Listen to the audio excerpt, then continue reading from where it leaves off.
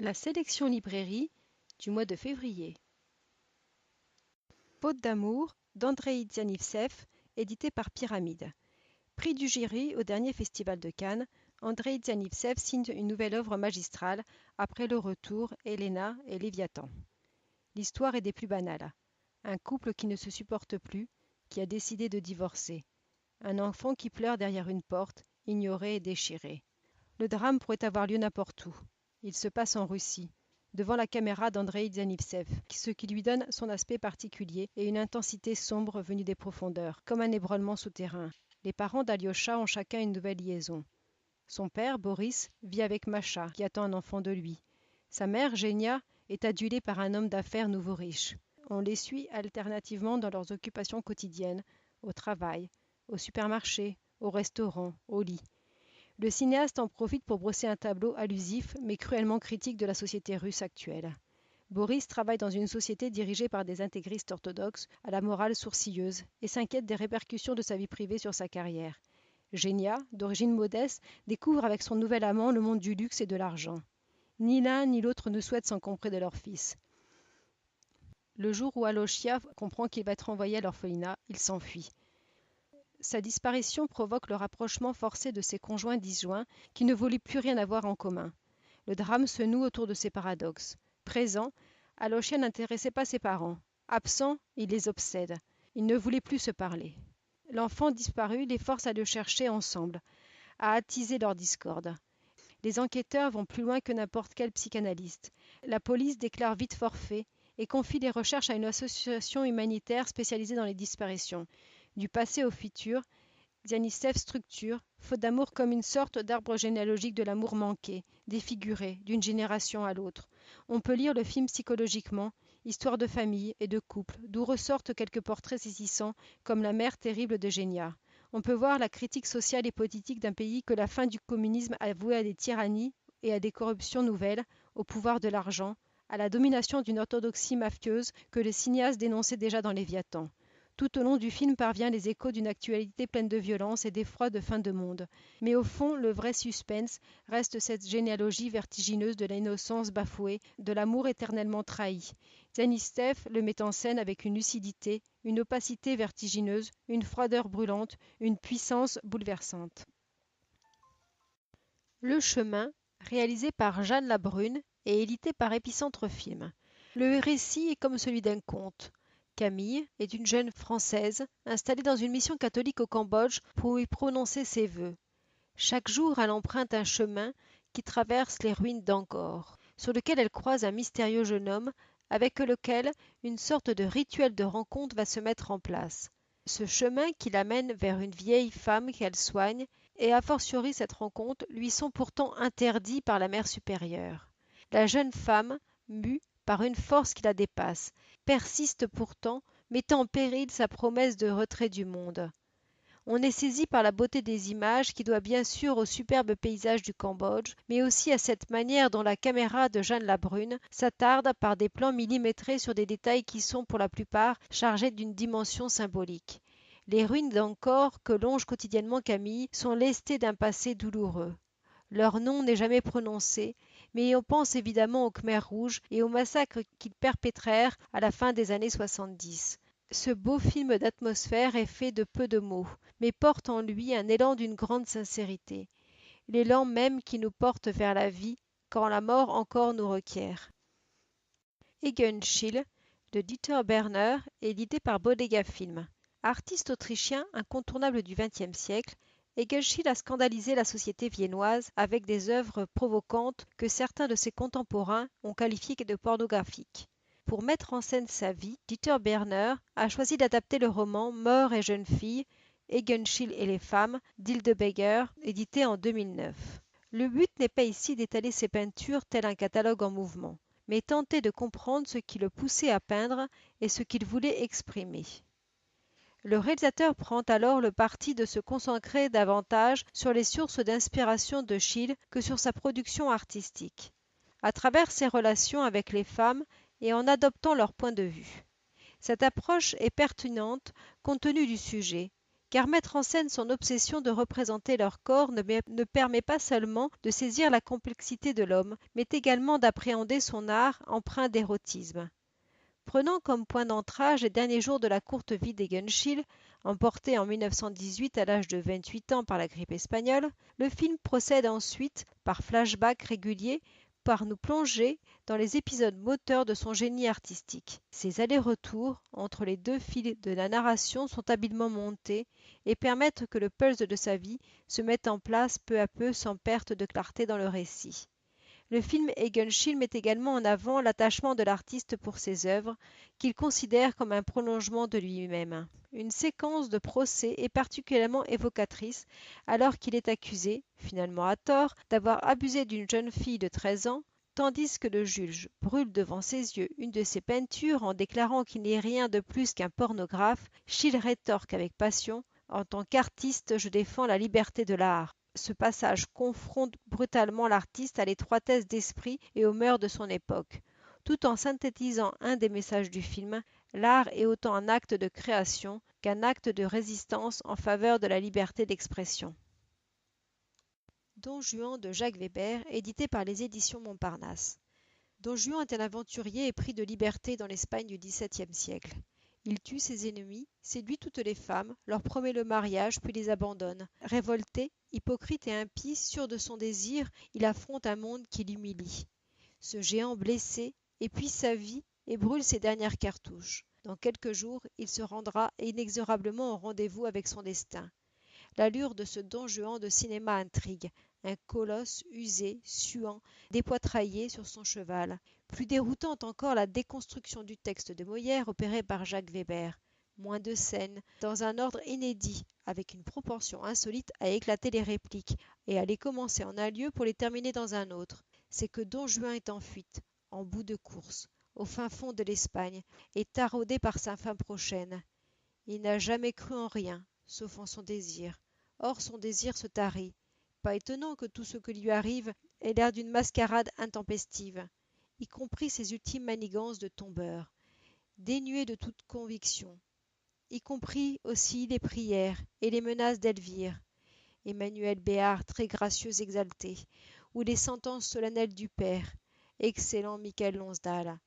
Jacques Weber a épousé l'amertume, le désenchantement, la fatigue de son personnage. Jacques Weber, qui signait là son premier film, avait tenu le rôle-titre sur scène sous la direction de Francis Huster. Weber confiait: c'est l'histoire d'un type à bout de souffle. Le dimanche de ma vie de Jean Herman, édité par les éditions Montparnasse. Adaptation du roman de Raymond Queneau, les dialogues du film restent très fidèles au roman. Jean Herman, pas encore devenu écrivain sous le pseudo de Jean Vautrin, a su retranscrire cette langue de gouaille, parigote et de poésie surréaliste mêlée en trouvant des équivalences visuelles pour illustrer ce style si original, cette France des années 30, divisée entre ses rêveurs, les seuls à sentir l'imminence de la guerre, et ses profiteurs dont on devine ce qu'ils deviendront quelques années plus tard. Le film est suave et débridé, à l'image de Daniel Darieux, mercière entre deux âges, qui se marie avec un petit jeune et qui sur le tard devient cette voyance dont les prédictions sèment la désolation dans son quartier. Tout semble se promener, inconscient et fragile sur le fil du rasoir. Sur quelques notes de Georges Delerue, le dénouement simple et poignant achève en beauté et mélancolie ce film étrange, dont on se demande encore pourquoi il demeure à ce point méconnu. L'Allée du Roi de Nina Cobenez, édité par les éditions Montparnasse. En adaptant la biographie de Madame de Maintenon, écrite par Françoise Chambernador, Nina Companès a réalisé un fastueux spectacle qui resplendit de tous les ors du grand siècle sans jamais rien céder de son caractère intimiste. L'histoire s'ouvre sur l'arrivée à la cour de Versailles en 1673 de la future Madame de Maintenon, gouvernante des petits princes, née de la liaison entre le souverain et Madame de Montespan. Une reconstitution historique, fidèle et majestueuse de la vie de la dernière épouse de Louis XIV. Bienvenue à Madagascar, de François Prenant, édité par Survivance. La réalisatrice François Prenant revient à Alger, où elle a vécu avec son mari ambassadeur de France. Sans jamais apparaître dans le champ, elle incorpore sa voix off à une sorte de chœur de voix humaine qui alterne ou se superpose sur un cheminement d'images qui, à chaque plan, convoque politique ou polyphonie de sens. Y sont abordés le colonialisme, le massacre de Sétif le 8 mai 1945, les souvenirs de jeunesse algérienne d'hier et d'aujourd'hui, de Kateb Yassine aux gardiens de soir, des liesses de l'indépendance aux déceptions et régressions actuelles. François Prenant, monteuse et muse, on se souvient qu'elle paradait et traînait joliment devant la caméra de Raymond Depardon dans Empty Carter. Elle a grandi à Alger, est revenue y vivre dans les années 2000. C'est cette ville, ne pas se fier au titre trompeur, qui est le sujet de cet album personnel, parfois confus mais envoûtant, où l'on voit le port, les rues, les traces coloniales, le charme ou la saleté de la capitale. Très peu de commentaires, pas d'interviews, mais des voix off qui se chevauchent, celles des parents, de proches, anciens ou jeunes. Elle témoigne, raconte le façonnement culturel des années 70, les changements, les interdits religieux ou politiques. Entre amour et désamour, le film laisse percer la nostalgie d'une liberté perdue. En complément de ce film, deux documentaires inédits de François Prenant, Sous le soleil lumineux de son pays natal et Reviens et prends-moi. Les jeunesses hitlériennes de David Kornbrosna, édité par Z Éditions. Dans le documentaire captivant de David Kornbrosna, Jeunesse hitlérienne, l'endoctrinement d'une nation, Salomon Perel, 92 ans, raconte comment, jeune juif allemand en fuite, il fut arrêté en 1941 par des soldats de la Wehrmacht. À la question des Allemands de savoir s'il était juif, l'adolescent répondit alors que non, et se trouva enrôlé dans les jeunesses hitlériennes. Il y resta jusqu'à la fin de la guerre, vivant et combattant aux côtés des nazis, jusqu'à devenir l'un d'eux. En 1945, apprenant la mort d'Hitler, il avoue s'être dit « Le Führer est mort, tout est foutu ». Son récit, d'une force exceptionnelle, est l'un des 10 témoignages d'anciens membres de jeunesse hitlérienne, désormais nonagénaires, recueillis par le réalisateur.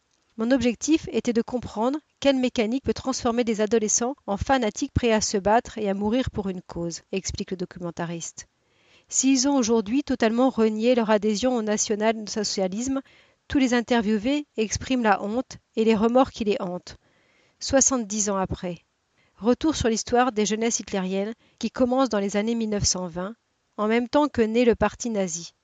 À cette époque, quasiment toutes les organisations politiques ont leur mouvement de jeunesse, s'inspirant du scoutisme. Dans la Hitlerjugend, HG, l'uniforme est obligatoire et masque les différences sociales.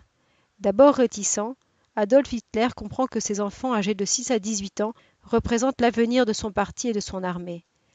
Hans Munchenberg, Salomon Perel, Alphonse Runer, Hans Werk et Wilhelm Cooper, qui en ont fait partie, se souviennent. Les 4 sœurs de Claude Lanzmann, édité par Arte. Présenté en première européenne à la Biennale, Les 4 sœurs est un quatuor féminin. 4 films, reposant chacun sur le témoignage d'une rescapée de la Shoah. Paula Biren, Ruth Elias, Ada Lichman et Anna Marton, 4 noms et prénoms de femmes juives, témoins et survivantes de la plus folle et de la plus impitoyable barbarie. Filmé par Claude Lanzmann pendant la préparation de ce qui deviendra Shoah, chacune de ces 4 femmes extraordinaires méritait un film en soi, prenant la mesure de leur trempe exceptionnelle et révélant par leur récit saisissant 4 chapitres mal connus de l'extermination. Il y a d'abord la douce Ruth Elias, polonaise d'origine dont le récit incroyablement riche en rebondissements s'avérera le plus éprouvant de tous, laissant affleurer, au fil des chants à l'accordéon qu'elle offre en guise de respiration, un instant de vie exceptionnel, qui finira broyé par la rage impitoyable de Joseph Mengele, médecin SS à Auschwitz. La vieille paysanne hongroise, Ada Lichman raconte, elle, sa déportation à Sobibor. Après quelques mois passés aux premières loges de ce que l'on a appelé la Shoah par balles, fusillade massive des Juifs, affectée au nettoyage des vêtements des déportés, elle était aussi en charge de remettre à neuf les poupées des enfants juifs que les soldats du camp venaient ensuite récupérer pour leur propre progéniture. Un vide enfin comblé. Mystère d'archives, saison 5, de Serge Vialet, édité par Ina Éditions. Mystère d'archives est une collection conçue pour découvrir et redécouvrir des images connues ou inédites qui témoignent de notre histoire. Le document audiovisuel devient une pièce à conviction qui nous appartient d'interroger, de faire parler. L'image est scrutée, disséquée, et souvent, Mystère d'archives emmène notre regard loin de ce que l'opérateur avait vu ou prévu. Chaque épisode de 26 minutes est construit comme une enquête. Certains portent sur des sujets légers, amusants, d'autres sur des événements graves, sérieux. Dans ce coffret, vous découvrirez 1903, Ellis Island. 1998, la victoire des Bleus. 1965, Abu Simbel sauvé des eaux. 1963, la marche sur Washington. 1997, Hong Kong revient à la Chine. 1970, le grand rassemblement de l'île de White. 1972, Jane Fonda et John Baez à Hanoï. 1968, la fin du printemps de Prague. 1990, le triomphe de Nelson Mandela aux États-Unis. 1980, la marche pour la survie du Cambodge. Tous ces documentaires décryptés par Serge Vialet. Le roman de renard de Thierry Schill avec les voix de Frédéric Diffenthal, Laurent Deutsch, Patrick Préjean, édité par Rémini. Le roman de renard est le deuxième long-métrage d'animation de Thierry Schill après Tristan et Isolde en 2002. Cet ancien élève des Gobelins a participé à des productions telles que Fievel au Far West. Le roman de renard a obtenu le Grand Prix du Festival Anima de Bruxelles ainsi que le prix spécial du jury au Festival de films pour enfants de Montréal et a été présenté au Festival d'Annecy. Œuvre majeure et grand succès de la littérature médiévale, le roman de renard est un ensemble de récits en octosyllabes et en vers, écrits par différents auteurs entre 1170 et 1250. Appelés branches, ces 26 récits assemblés en recueil à partir du XIIIe siècle sont issus d'une tradition de récits animaliers en latin. Les héros de ces histoires sont un goupil appelé renard, ce nom propre sera d'ailleurs rapidement employé comme un nom commun pour désigner l'animal, et un loup baptisé Ysengrin. Autour de ces deux personnages, qui assurent une unité au sein des différents textes, gravite un bestiaire composé entre autres de Brun l'ours, Noble le lion ou encore Chanteclair le coq. À la fonction humoristique de ces récits s'ajoute une dimension de satire sociale. Les aventures de ces créatures permettent de rallier indirectement la bourgeoisie ou le clergé. River de Abby Morgan, édité et diffusé par Arte. L'officier de police John River est hanté par la mort de Stevie, sa coéquipière. Obsédé par les victimes des crimes qu'il n'a pas réussi à élucider, il souffre de troubles émotionnels qui le fragilisent professionnellement tout en exacerbant sa sensibilité et son instinct. Un anti-héros impulsif, perdu, qui entend les défunts et discute avec eux. La nouvelle série policière de la BBC, diffusée sur Arte en prime time, est disponible en DVD.